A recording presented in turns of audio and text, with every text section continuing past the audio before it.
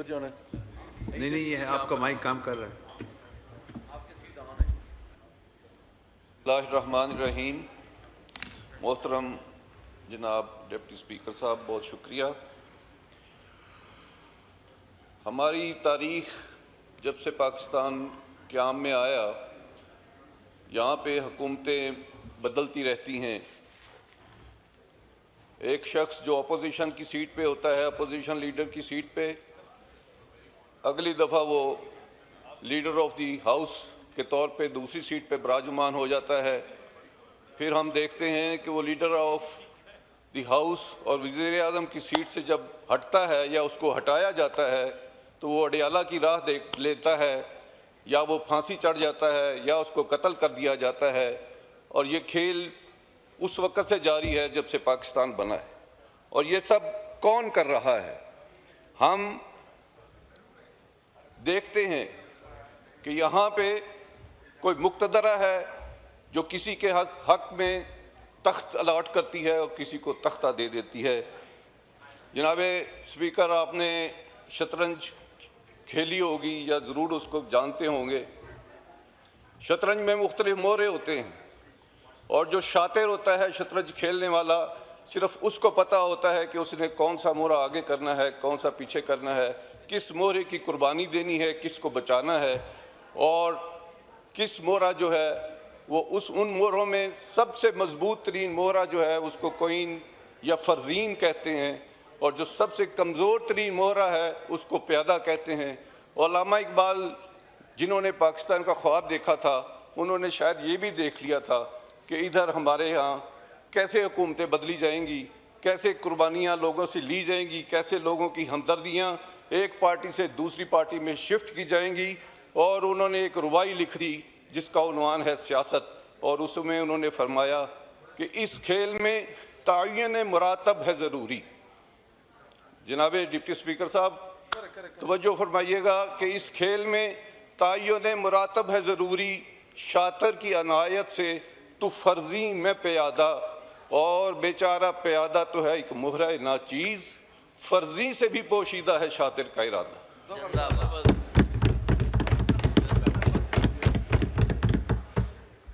और इसी का शाखसाना है कि आप देखते हैं कि यहाँ पे मियाँ नवाज शरीफ वज़ीर आज़म थे।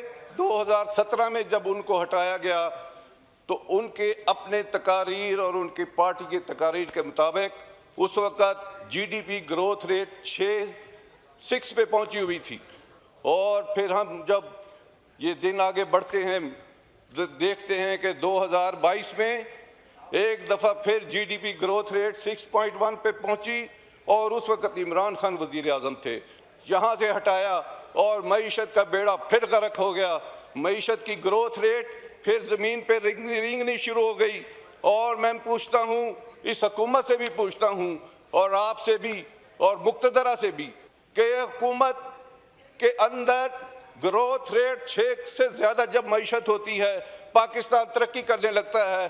और जनाब डिप्टी स्पीकर साहब, ये हुकूमत जो फार्म 47 की हुकूमत है, मियाँ शहबाज शरीफ की हुकूमत है, इसने तो उनसे क्या पूछना, उनका क्या एहतसाब करना।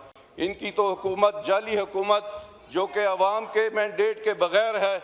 ये तो महज इसलिए कायम है कि वो गालिब ने जो कहा था कि हुआ है शाह का मुसाहिब फिरे है इतराता, वगरना शहर में गालिब की आबरू क्या।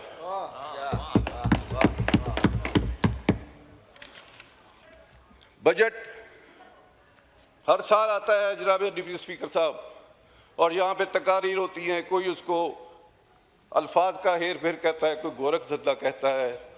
और बजट जो है उसने आज तक हमारे गरीबों की हालत नहीं बदली। मैं सिर्फ किसानों तक अपने आप को महदूद रखूँगा। इन बजट बनाने वाले बुजुर्ग महरों को आज तक ये समझ नहीं आई कि जब किसान खुशहाल होता है तो कस्बों में, बाज़ारों में, शहरों में रौनक होती है, वहाँ की तिजारत फ़रोग़ पाती है। तिजारत जब फ़रोग़ पाती है तो इंडस्ट्री जो है उसको बूम मिलता है, इंडस्ट्री को बूम मिलता है तो लोगों, हुकूमत को टैक्स मिलता है। लेकिन हमने किसार को बदहाल करके ये उल्टा पहिया चला दिया है और सारी मईशत का बेड़ा गर्क कर दिया है। और मीज़ानिया जो है ये एक तवाज़न के तहत हो, जैसे बजट को मीज़ानिया कहते हैं तो इसमें तवाज़न होना चाहिए, लेकिन ये हम देखते हैं कि ये तवाज़न को बिल्कुल बगैर है और इसमें हमारे गरीबों को गरीब तर और जो ख़त गुर्बत से जो नीचे लोग हैं उनकी तादाद में रोज़ बरोज़ इजाफा होता जा रहा है और वो करोड़ों तक पहुँच चुके हैं। जनाब,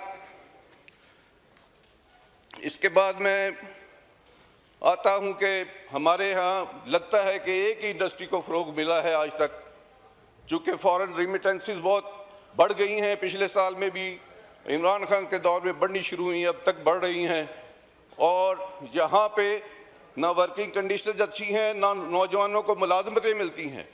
लगता है कि एक स्कीम के तहत हम लोगों को मजबूर करते हैं कि वो मुल्क को छोड़कर बाहर जाएं, बाहर जाके वो डॉलर भेजें और यहाँ की अशराफिया जो है उन डॉलरों को दोबारा अपने कब्ज़े में ले और उनको फिर जो है बाहर भिजवाए और अपने जो वहाँ पे जायदादें बनाएं। और ये लगता है एक स्कीम के तहत ये पाकिस्तानियों को तंग किया जाता है कि वो मुल्क में मत ठहरे। अब आता हूँ ऑपरेशन बनियान मरसूस, इसमें कामयाबी जो है वो एक कौमी यकजहती का मजहर थी और इमरान खान की हिदायत पर पीटीआई के वर्करों ने अपने साथ होने वाले जुल्म सितम और बर्बरियत को नज़रअंदाज करते हुए कौमी यकजहती का सबूत दिया, अफवाज पाकिस्तान के पीछे खड़े हुए और अल्लाह ताला ने हमें फतह दी, जिसके लिए मैं अपने शेर दिल नौजवानों को मुबारकबाद पेश करता हूँ, ख़ास तौर पे हमारी एयरफोर्स के नौजवानों को। लेकिन यहाँ पे ये भी बात याद रखने वाली है कि ये बनियान मरसूस का कुरानी हुक्म सिर्फ पाकिस्तान के लिए नहीं था, पाकिस्तानी कौम के लिए नहीं था, ये पूरी मुसलमान उम्मत के लिए है।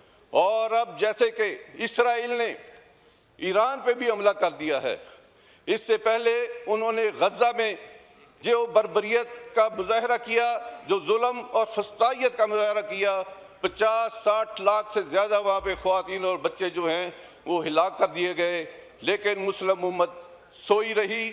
और मैं आपसे ये मुतालबा करता हूँ कि ज़रा इस हुकूमत में अगर कोई जान है तो ये पता करे कि कौन वो लोग हैं जो यहाँ पे किसी को जुलूस नहीं निकालने देते गज़ा के हक़ में और इसराइल के ख़िलाफ़, और यही वो लोग हैं जो इसराइल के दरपदा हमायती हैं और उनका मुसलमानों से कोई ताल्लुक़ नहीं।